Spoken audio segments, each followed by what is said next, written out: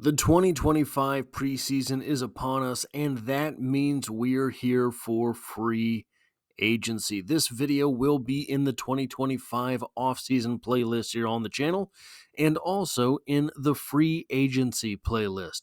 In this video, we will go over the big names at the wide receiver position that are on the free agent market, but we're going to get into different tiers of free agents as the days go on as well as free agents at other positions. Now, the Kansas City Chiefs are the only thing that I talk about on this channel, so if you find yourself here by chance but not design, consider hitting the subscribe button to stick around for more Chiefs content. And if you decide to hit that like button, it really does help me out.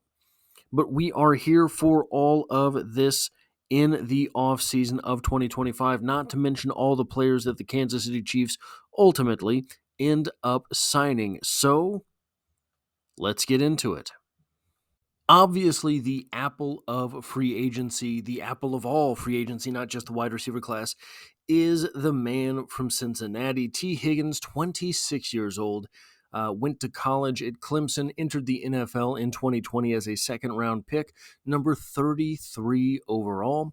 The projected contract that he is going to sign is 4 years, $120 million, a $30 million per year average. Now, what I've done with the projection numbers here is I have kind of taken all of the projections I could find and kind of tried to find some middle ground with them. However, basically everything says that Tee Higgins is getting 4 years, $120 million. So I think we can really write that one home. Now, who is Tee Higgins? 6'3" and 5/8 inches, 216 pounds at the combine, 34 1/8 inch arms. That is incredible, and it plays into his abilities over the middle of the field. A 4.59 40-yard dash.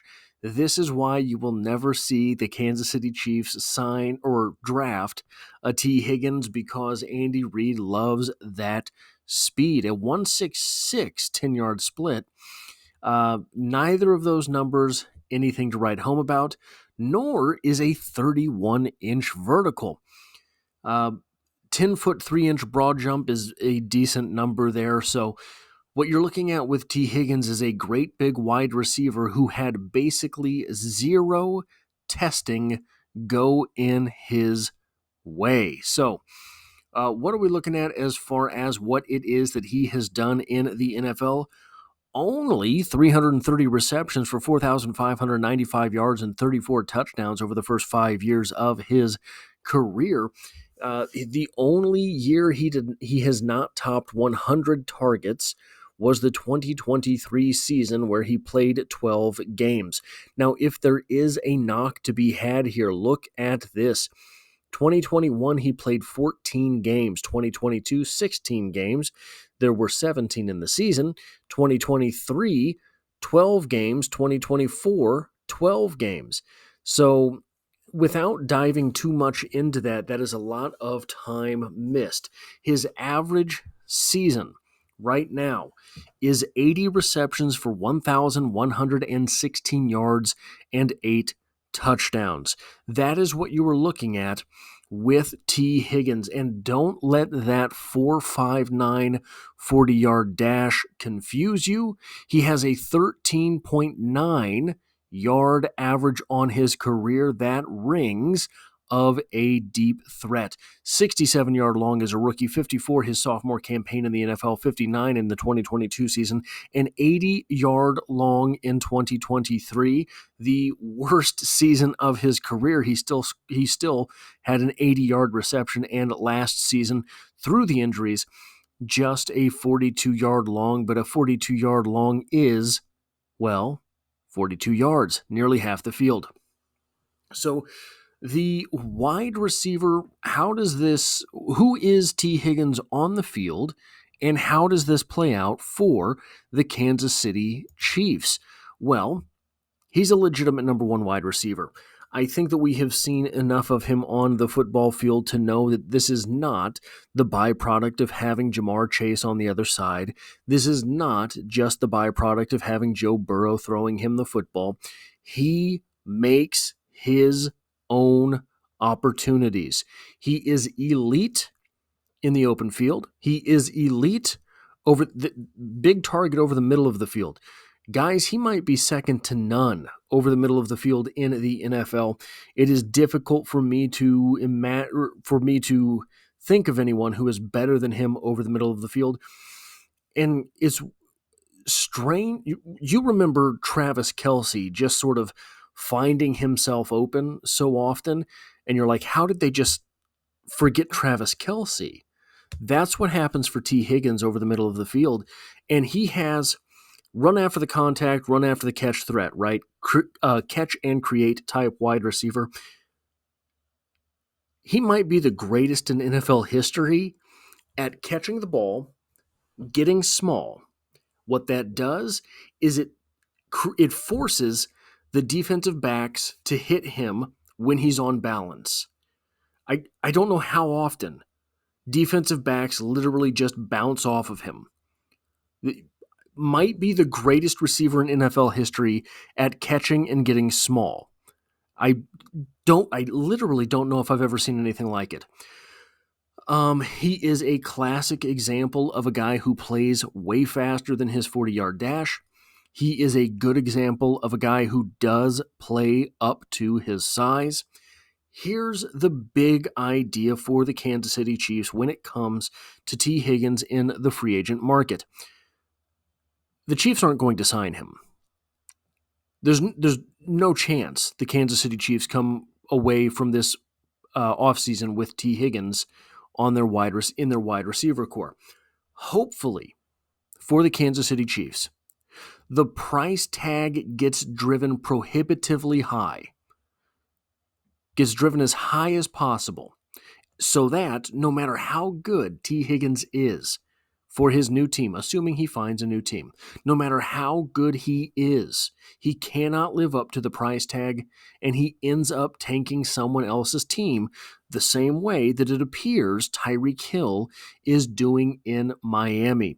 That Tyreek Hill contract has absolutely smashed what it is that the Miami Dolphins were trying to build, because after that point, everything had to hit the way that they drafted it, the way that they signed it in free agency, the way that they developed it on their roster. Otherwise, any one of those things, for example, a quarterback, doesn't pan out, everything becomes a disaster. And yes, the quarterback is a big one to not pan out. But you look at their wide receiver core and you have to think to yourself, well, what kind of quarterback does it take to be able to throw to those guys, right? Still, didn't matter. And the Dolphins have struggled in the postseason, struggled in the regular season lately. Number 2 wide receiver in this free agent class, in my opinion, is Chris Godwin, 28 years old, out of Penn State, entered the NFL in 2017 as a third-round pick, number 84 overall. He is projected to sign a 3-year, $67 million deal. That is $22.4 million per season. Projected. If memory serves me correctly, the Tyreek Hill number was 20, and that was just a few seasons ago. See how fast these things move. Chris Godwin, the athlete, at least in 2017, 6'1", 209 pounds, 31 5/8 inch arms, nothing incredible there. A 4.42 40-yard dash is basically the gold standard, 4.42, 4.44. That's kind of the gold standard of 40-yard dashes. But a 1.65 10-yard split, which is incredibly confusing because he's one of the best at the line of scrimmage wide receivers in the NFL. A 36-inch vertical jump, a 10-foot 6-inch broad jump, and an incredible 19 reps on the bench press. Now, I know bench press reps tell you nothing for a wide receiver, but I think they do tell you this. This is a guy who is competitive. This is a guy who wants to win. This is a guy who is willing to sit down and lay down and crank out 19 reps on the bench press, despite the fact that it wouldn't really mean anything to a single scout at the combine. I like that. Who is he on the field? Well, He has, to his credit, 4 separate 1,000-yard seasons, 2 additional 800-yard seasons, 840-plus yard seasons, and then a couple of 500-yard efforts. Last season, he played just 7 games, and we'll get to that a little bit later, but the season before, in 2023, he had 130 targets. In 2022, 142 targets, and in 2021, 127 targets. These were his 25, 26, and 27-year-old seasons. The average year for Chris Godwin is 125 targets, 89 receptions, 1,113 yards, and 6 touchdowns. Also worth looking at the longs here. Never a season where he does not have at least a 40-yard reception. Decent numbers on the first downs. Look at this, though, which is one of those weird quirks. 53, 53, 55 in those 3 consecutive seasons that were his golden years, 25, 26, 27 years old. 12.5 yard average on his career. It's kind of one of those numbers that's like, okay, well, yeah, that he's good, right? It's not a 14-yard average where he's a deep threat. It's not an 8-yard average where he is a possession wide receiver. It is a 12.5-yard average. You are averaging a first down every time you throw him the ball. Last season, 50 receptions, 33 first downs. 2022, 83 receptions, 53 first downs. 2022, 104 receptions, 53 first downs. I imagine that is the lowest conversion rate on his career here. He seems to be a first down machine. Now, what are we looking at here? It always shocks me when I realize Chris Godwin is 6'1", 209 pounds, because he is as sneaky as a much, much smaller wide receiver. When you watch the game that he plays like one of these 5'9", 180-pound wide receivers. And I don't mean that as an insult. I don't mean that he's not a big target for his quarterback. I don't mean that he shies away from contact. Guys rarely seem to get a clean hit on him once he gets to full speed. But you look at him on the field, 6'1", 209, that's a running back almost. Those are nearly the proportions that you like to see in a running back. You like to see a running back 5'10", 209, 5'10", 5'11", 220. 6'1", 209 is a thick build. He doesn't look like that on the field. He looks like one of these speedsters. He is still a threat to take it to the house every time he catches a pass. And this is on display as he has elite at the line ability. You throw him the ball at the line of scrimmage, he's downfield. Very, very impressive to watch in that manner. In my opinion, there is still a 1,000-yard receiver in that man. I think that he is... Look, he was in a high-octane offense last year with the Buccaneers. That was one of the... If you go back and look at the schedule for the Buccaneers, one of the wildest teams in the NFL.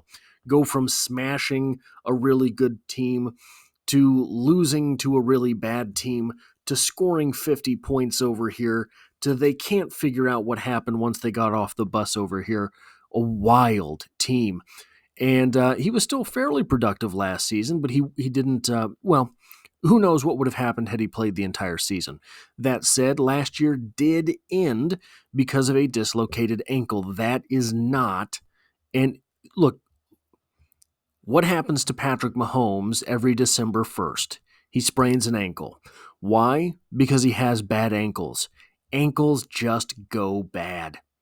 Guys, I have bad ankles. I broke one of my ankles my junior year in high school. It's never been the same. Never been the same. There's so many little bones, so many little ligaments, and so little space. Ankles kind of suck. So that is a legitimate concern for Chris Godwin moving forward. He has only played a full slate of games one time in the last 6 seasons. That is concerning. Now, what does this mean for the Kansas City Chiefs? I don't think there is a possibility that the Chiefs sign him unless, so there is a world-ending scenario where the Chiefs could free up the $22.4 million necessary to sign a guy like Chris Godwin.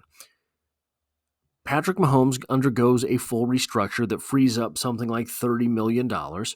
Travis Kelce moves some money around, giving him basically phantom years at the end of his contract of guaranteed money. And Chris Jones, recently re-signed, by the way, agrees to move some money around as well.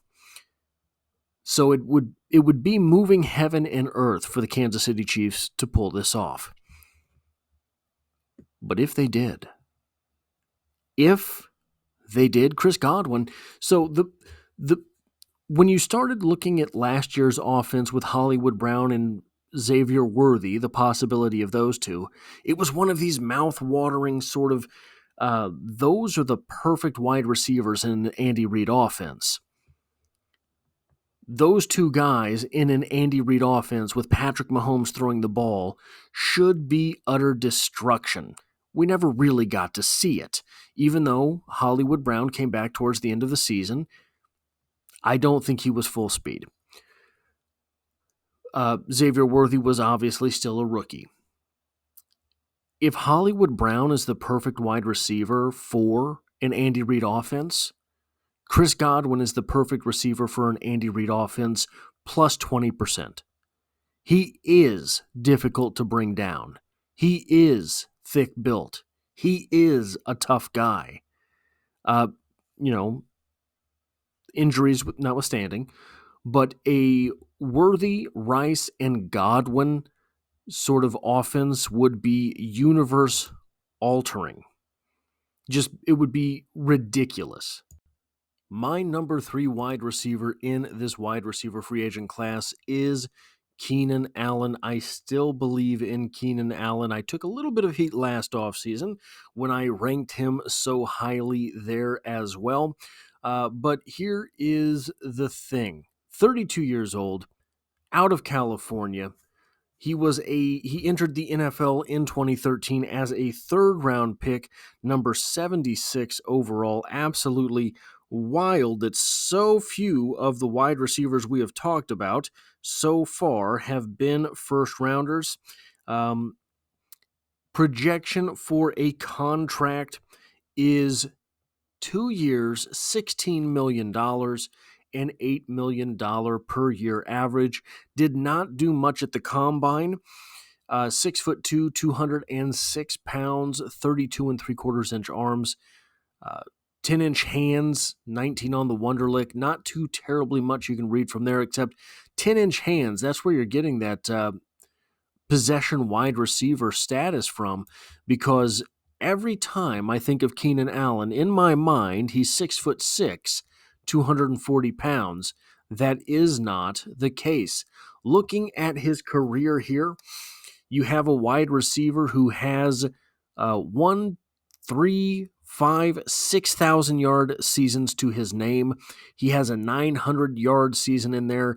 And basically, if you don't hit 1,000, 783, 725, 744. He's hitting 700 yards, 752. He averages on his career, going back to 2013, on his career, averages 108 receptions, 1,245 yards, and 7 touchdowns per season. Average of 11.6 yards per reception. This is the possession type receiver that I was talking about. You have 10.6 yard average last year. You have 10.7 in 2021, 9.9 in 2020. You have a 10.5 in 2016, 10.8 in 2015, 10.2 in 2014. He's just a really consistent target for your quarterback. Basically, he operates as a fast tight end at this point, and I'm not even sure he's that fast a tight end, even though I think he's up to 211 now. 211, 213 is where he's commonly listed. The selling point here for me, Patrick Mahomes has never had a Keenan Allen at wide receiver. Now, he's had Tyreek Hill. Tyreek Hill's a better wide receiver than Keenan Allen, in my opinion. He has had, okay, so sort of he has. DeAndre Hopkins plays a comparable game to Keenan Allen. So he's had kind of that. DeAndre Hopkins is not what DeAndre Hopkins was. Keenan Allen, I mean, just look at the numbers, still kind of is. 744 yards last season. He had 783 his sophomore campaign, 725 his third season in the league. He's maybe, you can't even say that. Looking at him, he doesn't look like he creates as much separation as once he did. But when you look at his career long is 54. He hit that in 2018, basically exactly halfway through his career here. He has more 40-yard receptions than he did early in his career. So I think what is helping him with those 40-yard receptions, with those long gains, is this right here. He has veteran field awareness. He knows where the sticks are, he knows where the sideline is, and he knows where the end zone is. And he is quick to get there. He's able to make acrobatic sideline catches. He's able to convert the first down because he knows just where he has to be to fall forward over that line. And you're looking at a guy with 66 touchdowns. He has a nose for the end zone. And the most important thing, in my opinion, he catches the ball and gets upfield. He does not have the urge to get cute. He catches the ball, turns, and gets every inch that he can out of that play. Now, here's where it's interesting.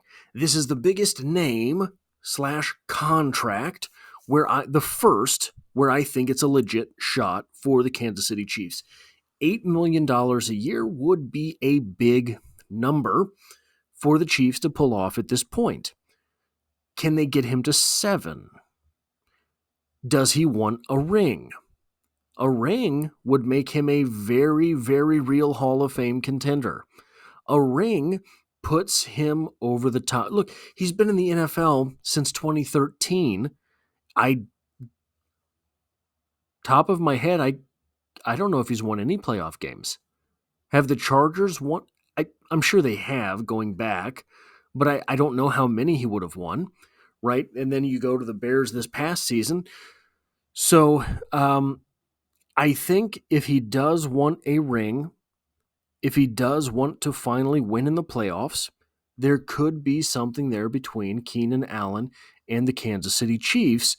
And I think that it would be something that would make this offense really formidable. If Travis Kelce comes back, you have Travis Kelce and you have Keenan Allen, two guys who have relatively the same strengths when you kind of... Obviously, Keenan Allen isn't 6'6", 240, right? But they play similar games and are good at similar things. And that would allow Rashee Rice, when he comes back, to play whatever game it is that the Kansas City Chiefs want him to play. It would allow Xavier Worthy to be the big play threat. Because if those two guys can't get open, you have Keenan Allen and Travis Kelce, you can figure something out. Now we come to the most obvious name and possibly the most difficult decision.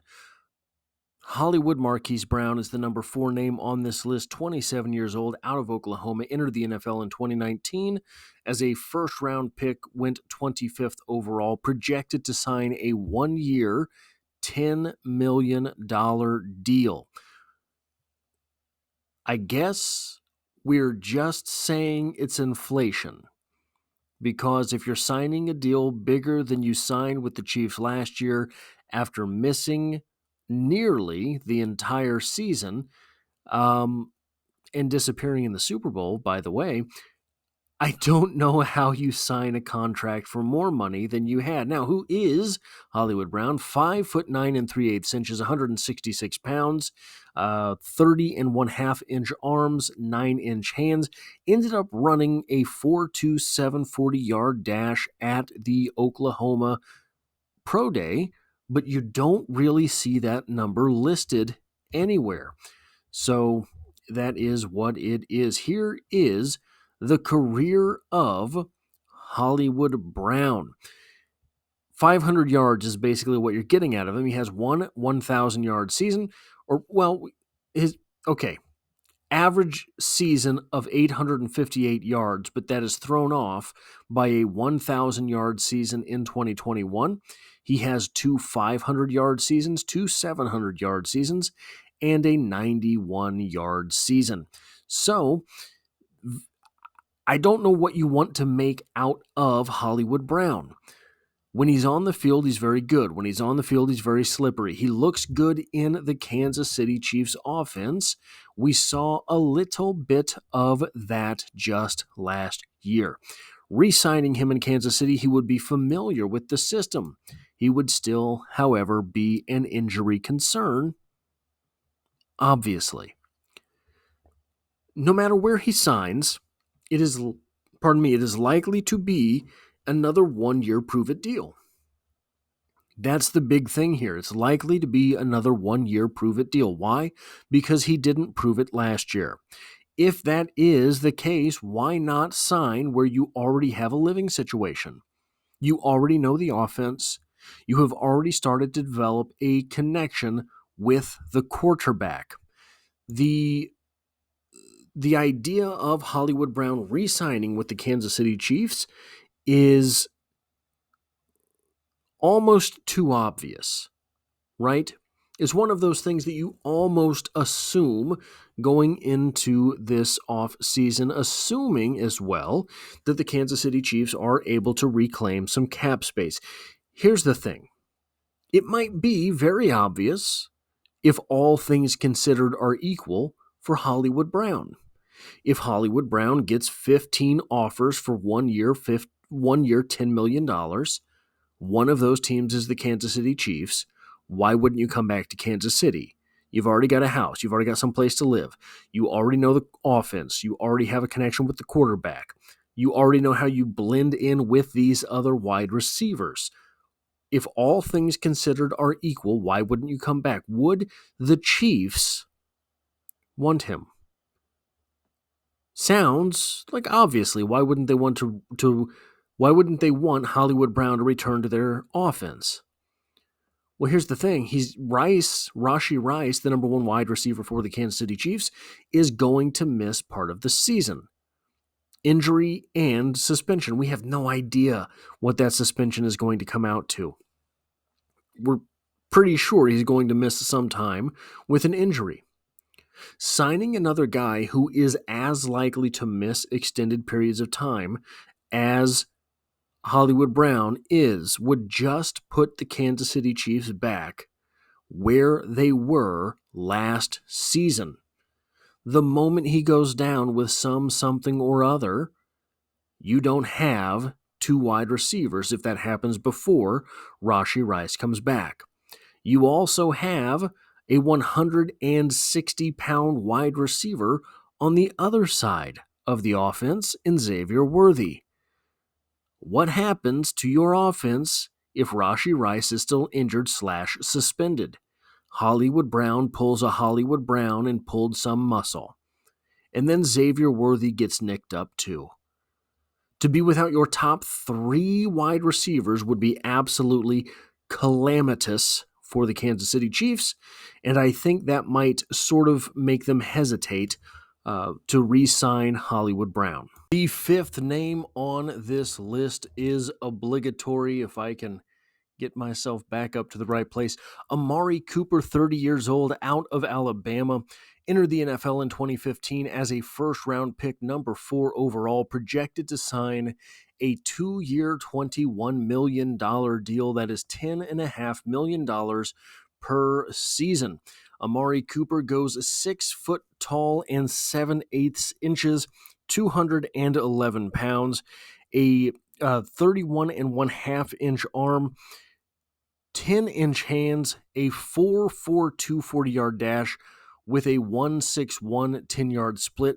That is kind of a confusing split because it suggests that he is an extreme accelerator there, and he does not look like it on the field, at least not at this stage in his career.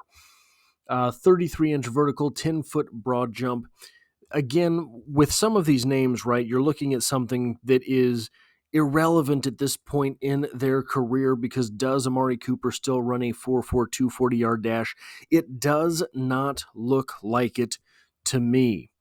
So, what are we looking at with Amari Cooper on the field? This is a guy who has 10,033 receiving yards in his career on 711 receptions, a 14.1 yard average, averaged 14.9 yards in his 8 games with the Bills last season. The big question to me with Amari Cooper might be this. Might we be looking at a wide receiver that could have been one of the all-time greats? There was a part of me that didn't want to put Amari Cooper on this list because he's never really stuck out to me. He's one of these wide receivers that by the end of the season just seems to always have 1,000 yards.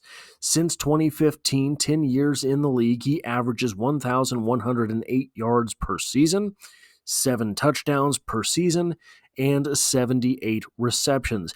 A 14.1 career receiving average over 10 years is impressive. But again, there was a part of me that didn't want to put him on here because it just never stands out to me. And then I look at his career.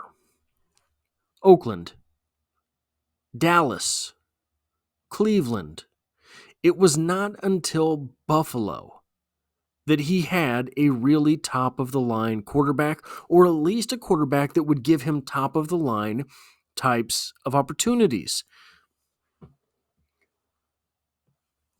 Amari Cooper is the classic case of he isn't what he once was, but he can be once as good.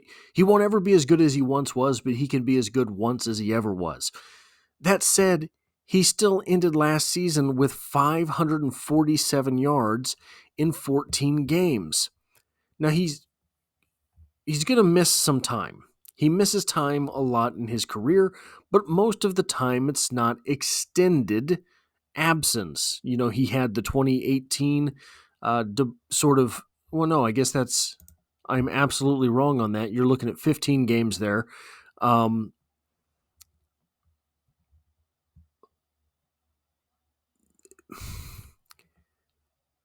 He can pop up and be anything and everything that Amari Cooper ever was for a play here and there. Anything and everything that Amari Cooper ever was can happen like that on the football field. And all of a sudden, you've got a big play on your hands. You have an impressive touchdown. The possibility of that Amari Cooper once, twice a game is simply too tempting to not take. He is an elite back shoulder target. Very good at making that adjustment, very good at making that catch, very good at keeping his feet in bounds on that catch. The question, if you're the Kansas City Chiefs, is he more Sammy Watkins or is he more Nuke Hopkins? Sammy Watkins got to Kansas City at the later stage of what ended up being his career, and yeah, he missed some time. But when he was on the field, he made a difference. He made the team go, and he could break a game wide open. Nuke Hopkins got to the Chiefs this season and was never able to really get his feet under him. Which player is Amari Cooper at this point in his career? I think it would be difficult to justify $10.5 million per year if you're not really getting some elite speed. It looks to me like he's lost a step. It looks to me like his speed has degraded over the... Maybe I'm wrong. Maybe I'm not watching enough tape. Maybe I'm not looking at the right plays. Maybe my memory is failing me. It looks to me like he's lost a step. And it looks to me like he's lost a couple steps. Still able to get open. But he's not that elite separator. He's not that elite down the field guy. I mean, for the love of anything holy, a 14.1 yard average on his career over 10 seasons. In addition to that, on his career, he has a 100.3 career rating when targeted. This is another case. Does Amari Cooper want a ring? He signed with the Bills last year. It looked like he really wanted that opportunity he went to the Bills and really wanted that opportunity. Did not get it last year. Does he want the opportunity to get a ring? I think probably he ends up back with the Buffalo Bills. That is without doing research on the Bills' salary cap situation, free agent situation, etc. But I would imagine that he ends up back there because he looked... You know what? Maybe I'm just being unfair to Amari Cooper. Because he did look good for the Bills. He looked like he had lost a step the entire time that he was with the Browns, to me. Maybe I'm just being unfair to Amari Cooper, but maybe it seems to me probable that he re-signs with the Bills and tries to chase that ring in Buffalo. That is what I have for this video. If you like or appreciate what it is that I do here, hitting the like button really does help me out, as it tells YouTube to share this video with other Kansas City Chiefs fans. If you find yourself here by chance but not design, the Chiefs are the only thing I talk about on this channel, dropping multiple videos every single week. We're approaching 2 years of consecutive daily uploads, and as always, I hope to have you back for the next one.